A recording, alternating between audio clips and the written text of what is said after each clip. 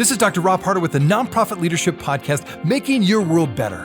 What does it take to be an effective nonprofit leader today? What are the biggest challenges? What are the biggest obstacles? How should nonprofits fundraise in an economy that is constantly changing? All of these reasons combined led me to start this show.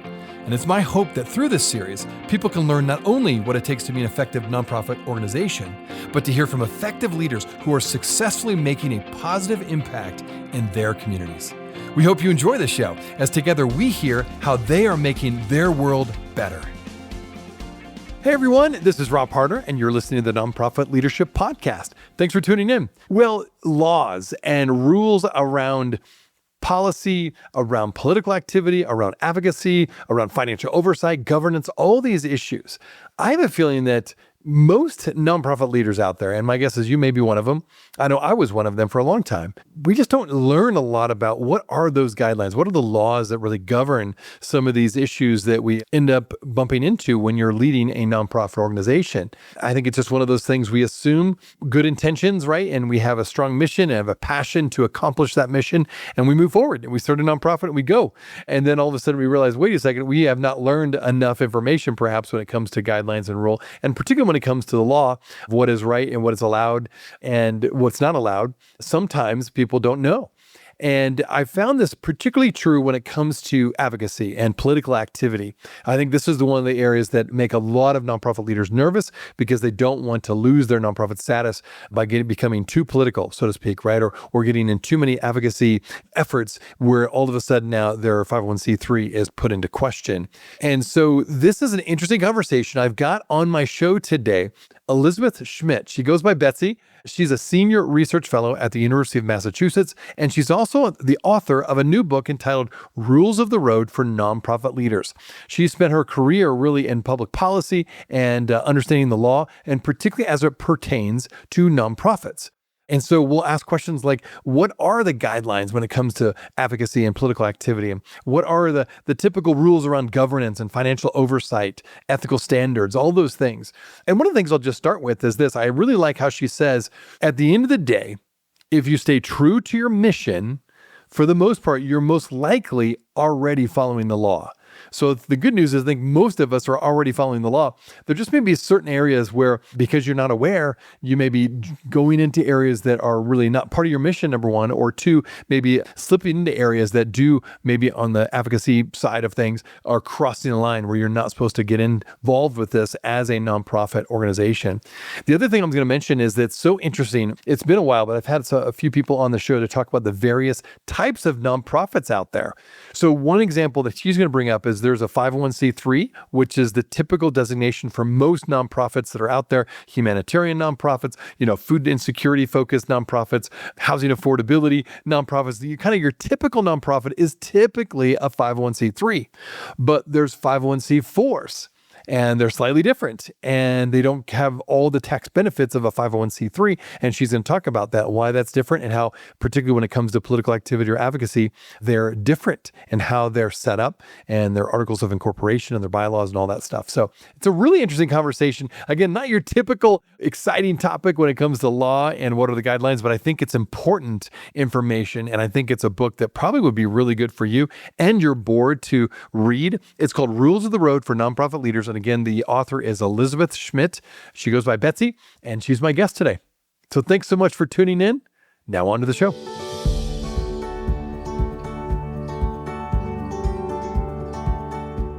This podcast is sponsored by DonorBox. DonorBox, helping you help others with the best donation forms in the business. Well, welcome everybody to the Nonprofit Leadership Podcast. I'm so glad to have Betsy Schmidt here in the studio today, and we got a lot to cover, and she's got a book that we want to get through, and it's all about how nonprofits and social impact leaders can really utilize what's in the law to really maximize what they're doing with their mission. So Betsy, first of all, thanks so much for taking time to be on the show today. I'm delighted to be here. Yeah, you got it. Well, as you'll see in my show notes and you heard in my intro, she just recently wrote a book called Rules of the Road for Nonprofit Leaders. using the law to support your mission. So let's dive into that. Like, great title. We don't often talk about the law, in terms of nonprofits. We almost always talk about the mission, but obviously it's really important that we follow the rules of the law and really utilize what is out there in terms of guidelines for nonprofit leaders to maximize our missions. So let's talk about, for you, what first inspired you to write this book and what gap were you hoping to fulfill? I've been working with nonprofits and with nonprofit students in college, graduate school, and law school for 25 years or so. And what I realized was the more they learned about the law, the more cautious they got. And they began saying things that I'd go, oh, wow, no, it's not that strict. And I began to realize, wait, nonprofit leaders are action-oriented and want to do things. And when they're being told what they can't do, that can be a problem. That makes sense. And I love that you were responding to leaders that were diving into the nonprofit sector and really trying to do the best they can. Okay, so you've said that the law is often written in a way that feels restrictive to nonprofits. Hence, you said people get more hesitant and really are more careful. How do you reframe it so that organizations can really see the law as a tool to advance their mission rather than as an obstacle to their mission? And so I decided to sit down and go, is there a way to reframe this and make it so that students will really realize that they can do things within the law? And I realized that there are actually 8 positive statements that you can say of course, it takes a whole chapter to describe each of them in detail, but it's keep the mission front and center, govern wisely, fill your coffers, do the paperwork, treat your friends and stakeholders really well, but just not too well, and be ready to change course if you need to. And so there are a couple others in there that are more esoteric, but, advocate for your cause. I've got that in there too. So really, nonprofits can do all of those things. That's great to know. And I do think there is, if people are confused or they don't know what the law tells them in terms of guidelines, I think about policy. And I've had many people on the show talk about how you can be an advocate and do some advocacy on behalf of your nonprofit towards maybe current legislation or whatever. And you have to be really careful, right? There's a lot of very careful rules around advocacy and policy making. And I think because when it's similar to this same situation, if you don't know what those guidelines are, if you don't know what the rules are, then you just kind of back away completely. And yet you can advocate as a nonprofit. You just have to be really careful how you do that and make sure you follow the law when you do that. So similarly, you often tell nonprofit leaders that they're likely already following the law if they're just staying true to their mission. So unpack that for us and unpack that for my listeners who are leaders of nonprofit organizations. What does that look like at the state level, at the federal level, and even just when it comes to faithfully pursuing one's mission in general? Yes. That is absolutely the truth. If you think about it, you got permission to work within your state because you told them what your purpose is, and you got permission to get tax exemption by telling the IRS what your purpose was. So you won't use the exact same words. You can change your mission's words, but you're going to keep following those purposes in order to be able to keep doing business and in order to keep your exemption. And so that's following your mission. Interestingly, the things that you're not supposed to do, like get too involved in politics or get too involved in commercial activity, if you're really following your mission, it's very unlikely to happen. And in essence, 501c3 is it's only about 25 words, but it's a lot to unpack. But all the negative things in it are basically, if you're following your mission, you're going to be doing okay. Got it. So you found in your experience, and particularly with younger leaders that are still new to the nonprofit and social impact sector, that as long as they're really staying true to their mission and not having mission drift or getting into areas that have nothing to do with their mission, they're usually okay when it comes to following the law. Right. And I do suggest that every year or so you double check and make sure that your mission hasn't changed. It's certainly possible to go back to the IRS if it hasn't changed too much and tell them we've changed it. And the same with the state. You can amend your articles of incorporation. Okay. Besides following the law, what other practices are essential for a healthy and compliant nonprofit? I'm thinking like governance, financial oversight, perhaps, ethical standards. What are some of the key things you bump into that are important for nonprofit leaders to remember? Well, there actually are some rules around governance and financial oversight, so you'll want to learn those rules. But they're never as... This is another thing to think about. If we're going to be ethical leaders, we have to do more than what the law tells us to do. So governance, the state talks about duties of care and loyalty. You're not going to get in trouble with the law unless you've been grossly negligent. Well, by the time you've been grossly negligent, your organization's in real trouble. So you really need to do more than that. And same, if you're not being ethical, you're going to hurt the reputation of the organization, and that's going to hurt your clients and the people you're serving. So it really is important to keep that ethical hat on. Oh, by the way, money too. If you don't earn enough money to keep the doors open, you can't complete your mission.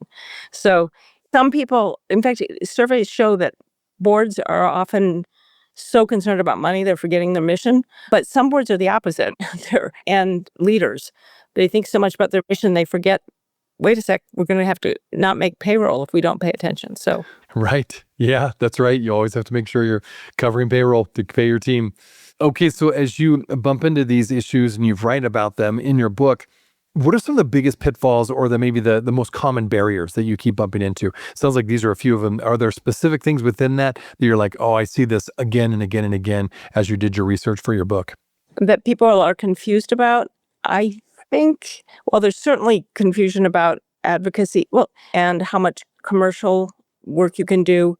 Unrelated business income is actually quite so confusing that I think the IRS found in 2014 that most colleges and universities, all of whom can afford good attorneys, I mean, I suppose not all of them, but most of them can afford really good attorneys, weren't calculating it the way they wanted them to. So it can be quite confusing. My last chapter of the book talks about how we can make things better, and being more clear in the language and drawing better boundaries are two of my suggestions. In the areas where it's pretty ambivalent, I didn't come up with this analogy, but I like the analogy. We're telling leaders to stay within the speed limit, and we're not telling them what the speed limit is. And so what happens is you stop very short of what you could be doing. And if that extra commercial activity or if that extra advocacy would help you achieve your mission, then the law is actually hampering you by being unclear. Okay. That makes sense, actually. Yeah. If you're pulling back and not doing all that you could to accomplish your mission, you're holding back the organization from moving forward. Okay. Well, and I already mentioned it, and you just mentioned it again, and it is a big one. I think the rules around political activity and advocacy are the ones I hear the most confusion about overall. I feel like maybe the good news is people are out there that are training others, nonprofit leaders specifically, on governance and business activity and financial management and things like that. But one that I feel like there's still quite a bit of confusion is that advocacy piece and political activity. Can you walk us through what's allowed? Where are the lines between education on the one hand, lobbying on the other, campaign activity maybe on another? So how do you sparse out all those different things that people could bump into? So I'm talking about federal. There are state lobbying issues that I won't get into. But if you're trying to keep your 501c3 status, you're going to want to educate. You're allowed to educate as much as you want. So I have an image in my head of a green light for educational advocacy. As long as you're educating, you can do everything. The only red light is for opposing or endorsing a candidate for a political campaign. And so that's actually rather narrow. Like right now, J.D. Vance, we're assuming that he's going to run in 2028, but we wouldn't call him a candidate. So if you wanted to endorse the president, you could. I show my students a picture of a church that says, vote for Jesus Christ. Jesus Christ is probably not really a candidate. So there's a lot Right. that falls short of political campaigning. And you can also invite someone in 2008, I believe, maybe it was 2007, Barack Obama was invited to come speak at his church. And people went, wait, that's political campaigning. And it turned out it wasn't, because he was brought there as a congregant. It's narrowly defined. Same with lobbying. Now, you're allowed to do lobbying. You just don't want to do too much. And lobbying is also defined really carefully so you have to be talking to a legislator or talking to the public and telling them to talk to their legislator for it to even be called lobbying. So and it has to be about a specific piece of legislation. So you can invite your congressperson to a gathering and talk to them about your mission. That is not considered lobbying. That's considered education. So there's a lot that you can do. If you actually are going to engage in lobbying, the IRS has two different tests. One is very, not obscure, but ambivalent. So people usually suggest a one-page, you tell them you're going to use a mathematical formula. And for organizations under $500,000, that's 20% of your budget that can be used on lobbying. So that's a lot. If you're really, yeah, particularly considering lobbying is so carefully defined. So that leaves 100% you could, if you wanted to, you could spend your time doing op-eds, having community gatherings, talking to people about the issues. You can even talk to them about some bills. If you tell them how to vote on it, if you tell them to talk to their legislators about it, or if it's a ballot measure, that could be considered lobbying. But remember, lobbying is legal. And if you're beginning to do that much lobbying, lawyers would suggest getting a 501c4 affiliated organization. So there's lots of opportunity there if that's important to your organization. That's interesting. Okay, this is very helpful because I think certainly when it's major elections that come through, that always just brings it all back in the foreground, right? Where how much can you advocate for a particular candidate? And I think seems like there's lots of controversy and confusion around that. So interestingly, you mentioned lobbying is okay, but if I'm hearing you right, 20% of your budget, that's all you can't go beyond 20%. But if you're 20% or below, it sounds like you can lobby for whatever cause you have. Is that correct? Larger organizations, it gets less than 20%. Okay, got it. The maximum is $1 million. But, somebody like the NRA has a 501c3 educational organization. They also have a 501c4 that's much more political. They can do unlimited lobbying. You see that with Planned Parenthood. And I think that's part of the confusion, actually, is the public doesn't know. If you get a letter from Planned Parenthood saying, talk to your legislator about abortion, you might think that's a charity talking to you, but unless they're breaking the law, that's probably their C4 sending you that letter. So it's the difference between a 501c3 and a 501c4, right. Which C4s are like for political action organizations. Is that correct?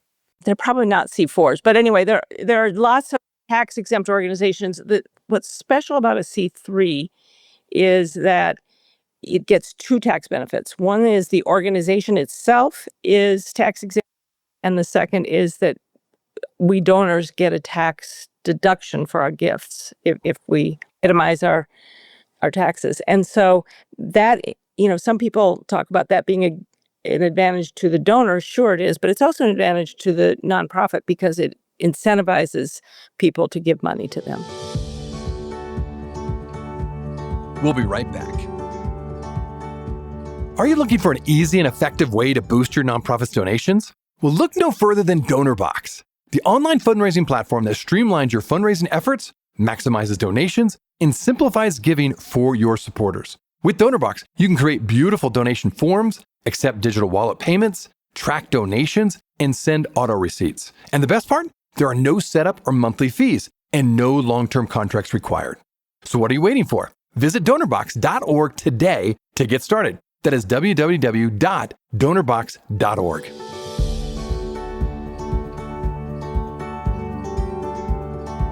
Okay, and then you said something interesting I think a lot of people would have questions about. So it sounds like an organization could either, if they start as a C3 and they really want to become more, politically active and become more advocates for whatever cause they're into, they could create their own C4. Now, I'm assuming those are separate entities, or would they have the same board, or would they have to have a separate, complete, different board, different entity, different bylaws, et cetera? How does that work? Definitely have to be different entities. You could have overlapping boards, but they're different entities with different bylaws, different articles of incorporation, different agreement with the state, and you can't mix the funds at all because the C3 has tax deductible funds. I mean, yeah. So you can't. I shouldn't say you can't mix them at all. They can contract with each other to do things, but you have to be very, very, very careful about keeping them separate. Interesting. Okay. Yeah, I could see that'd be very confusing for a lot of people. That's when you hire a lawyer. Yeah, You don't do exactly. something like that without hiring a Lawyers, there you go. Their job security is still there for the lawyers that can parse all of that out. Okay, so let's talk about some of the major legal and regulatory changes, perhaps. From your perspective, have there been some major legal changes or regulatory changes this past year that have had a direct effect on the social impact sector of the nonprofit world? Interestingly enough, there's been huge effects on the nonprofit world in rhetoric, in policy, but not a whole lot in law. And that's hard for people to understand because, I can't remember what percentage, it's a huge percentage of nonprofits get federal funding, and a lot of that federal funding has been pulled. And so it's sent the whole nonprofit sector into a tizzy. There are lawsuits over a lot of it, but very few of them. I checked the other day, as of November 15th, there were 530 lawsuits against the Trump administration. They weren't all nonprofits, but a lot of them have been with the federal contracting. But those are so case specific. Some of them may have been solved, but most of them are still going. The one big beautiful bill was passed. That is a new law. It basically just tweaks the charitable deductions. So, and I tell nonprofit leaders, get a general idea of what the charitable deduction law is, but tell your donors to talk to their tax advisor. You don't want to be their tax advisor. So you don't have to know That's great advice. about that. Yeah. But it didn't make it made changes for some wealthy organizations, but they'll have lawyers. Recently, in the last few weeks, and this will affect a lot of nonprofits if it doesn't. It is already being challenged by 21 states and lots of things. But they changed the rules of student loan forgiveness. That anyone getting student loans from now on can't do it for organizations that have illegal immigration policies, but that's not defined very well. In other words, it's very vague. It has to do with those that encourage illegal protests. Organizations, I don't know of any organizations that deliberately do either one of those, but then that's part of the reason why it's being challenged. Gender affirming care for minors. I can't remember what else. But again, that's not settled yet because it's being litigated. California did also pass an interesting law because the Trump administration has threatened to revoke tax exemption for what a lot of people think is political reasons. California's passed a law saying just because you lose your federal exemption doesn't automatically mean you lose your state exemption. So that would keep... Oh, interesting. Let them qualify for things at the state level. And talk to somebody who thought other states will follow suit with that. Yeah, well, here's the question, a follow-up on that. That's an interesting, I'd not heard that if you lose, quote, your federal recognition of being a nonprofit tax-exempt organization, you could still maintain a state-level recognition that you're an tax-exempt organization, huh? Sounds like.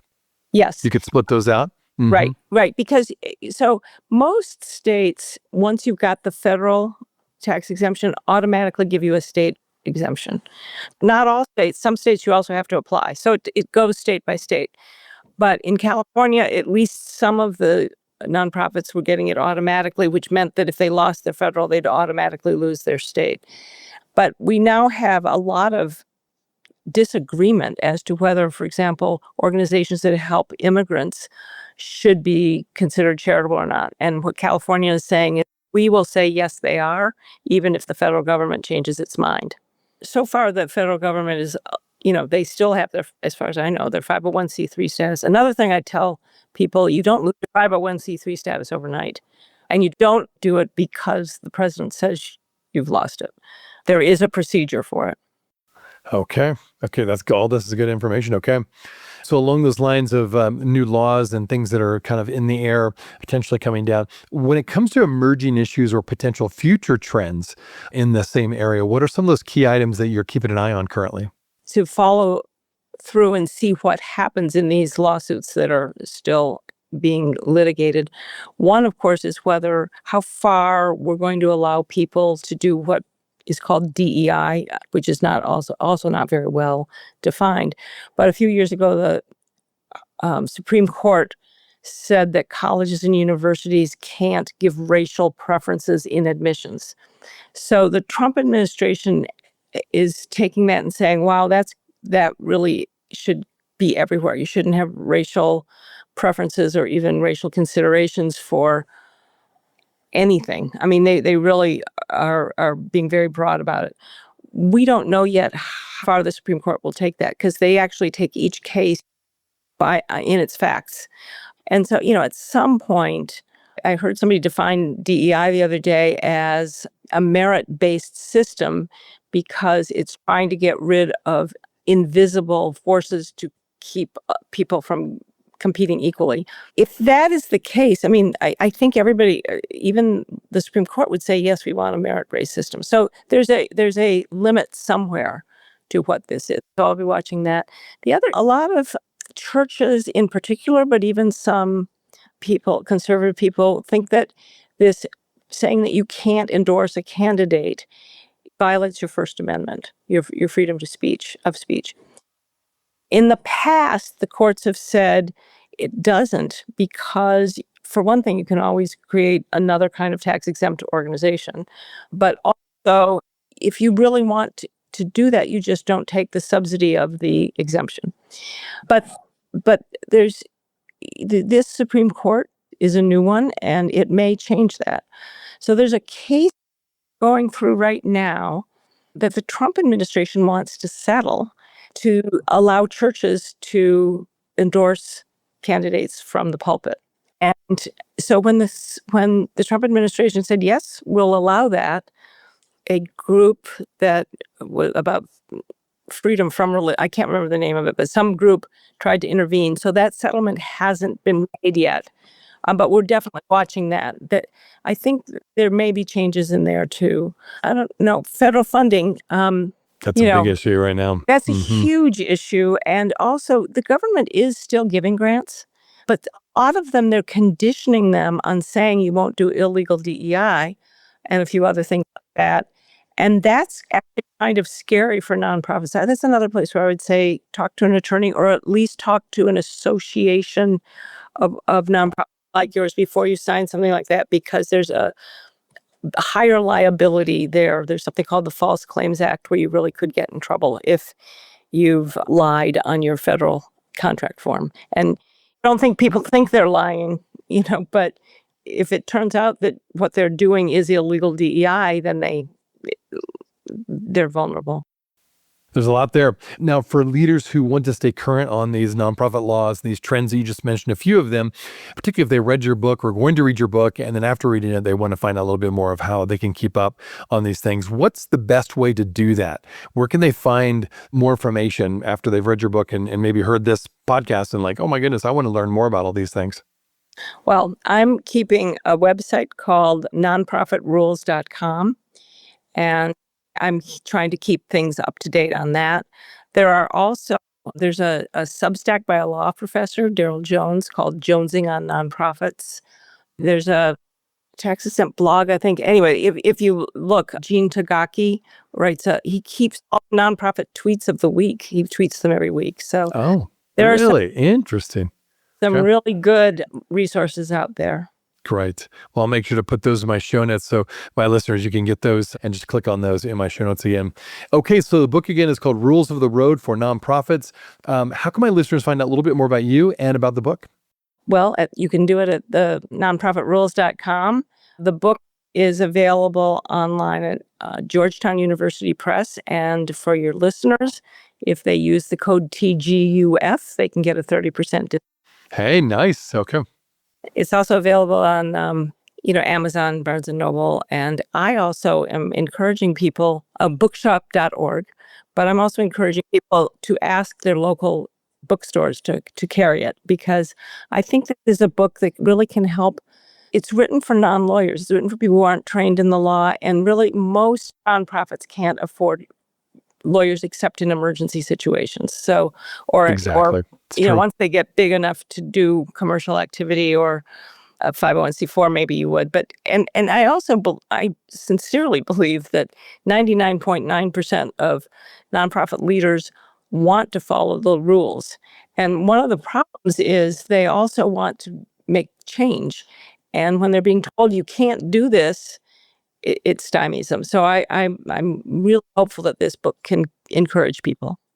Well, thanks for writing it. I think, it's in the area of the law is just something I think most nonprofit leaders just don't either have the expertise, they've not done the study like you have, they're not in it every day because they're so busy running their nonprofit. This is actually a helpful tool to just understand what are the guidelines, what does the law say about certain things, and how to make sure they can keep focused on their mission. And I like how we started today. You're just encouraging all leaders, stay true to your mission. And if you're doing that, for the most part, you're probably following the law exactly. So really appreciate you taking time to share about this, Betsy.